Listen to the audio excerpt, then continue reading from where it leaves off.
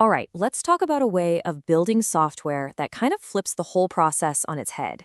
It's called spec-driven development, and the core idea is simple. What if the most important part of your project wasn't the code at all, but the specification itself? Let's dig into what that actually means. You know the drill, right? For years, the process has been pretty much the same. A spec gets written, it's handed off to the developers, and then the code just takes on a life of its own. Pretty soon, that code is the only source of truth. And the original spec? Well, it's gathering dust in a folder somewhere, a fossil of what the project was supposed to be. Traditionally, we treat specs like scaffolding for a building. It's super important while you're building, but once the structure, the code, is up, you just tear the scaffolding down and throw it away. Spec-driven development flips that and asks a really interesting question. What if the scaffolding was the building? What if your specs weren't just a disposable guide, but a live executable asset that literally generates the final product?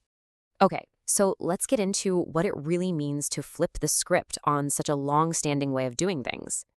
At its core, spec-driven development means you stop treating the spec as a vague suggestion. Instead, you create this incredibly rich, detailed specification that an AI agent can actually use to generate the code directly. The spec itself becomes the most valuable, long-lasting artifact of your project, not the code it happens to create. So this all sounds really cool in theory, right? But how do you actually make it happen day to day? Well, that's where a specific toolkit comes into the picture. And that tool is called Spec Kit. You can think of it as the engine that powers this whole new workflow. It's basically a set of tools that lets you have a very structured conversation with an AI agent, turning all those detailed specifications of yours into real working code. And the whole mission here is to get rid of what the documentation calls undifferentiated code. You know exactly what this is. It's all the boilerplate, the setup, the plumbing that you have to write for every project, but that doesn't actually define your product's unique value. By automating all of that, you free up your developers to focus their brainpower on what really matters, the user's experience and the core business logic. So, what does this actually look like in practice?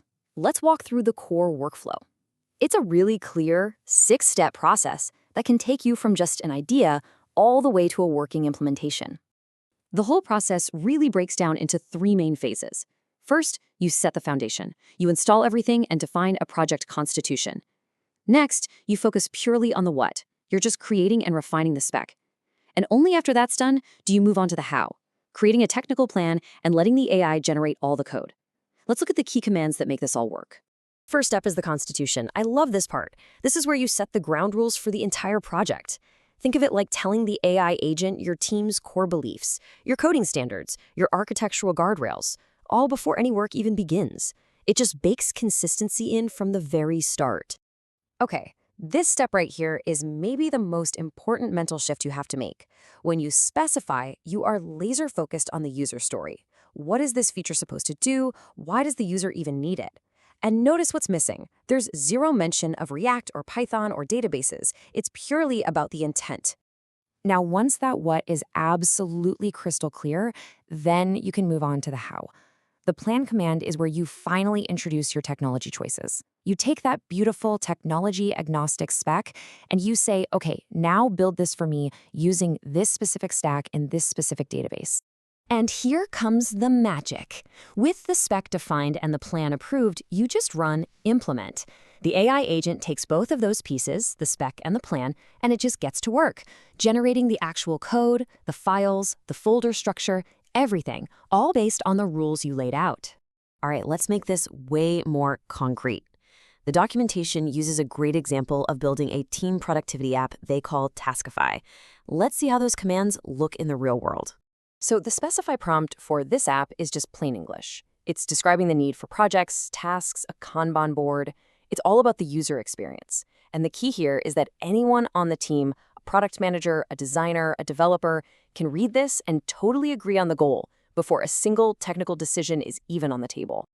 And only after that feature set is totally locked in does the plan come into play.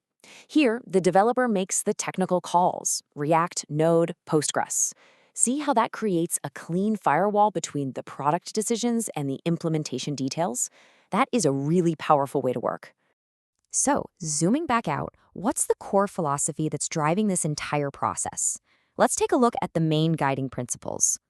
It really all boils down to this. Get the what and the why right first. Spend your time iterating on the spec. Only after that vision is totally solid should you decide on the how. Then you can let the AI handle all the mechanical work of turning that validated plan into actual code. And this isn't just for brand new projects. This approach is incredibly versatile. You could use it for creative exploration, like generating multiple versions in different tech stacks to see which one works best. You could even use it for modernizing old legacy systems or just adding new features one by one. Maybe the biggest payoff of this whole thing is true technology independence. When your core asset is the specification, you're no longer handcuffed to a single framework. You could take the exact same spec and generate an implementation in React today, then in Svelte tomorrow, and in whatever comes next after that, all without rewriting your core logic. That's a huge deal. So just imagine your next project. What if the most valuable thing you created wasn't thousands of lines of code, but a really clear, human-readable specification of what your product actually does? What could you build if you started there?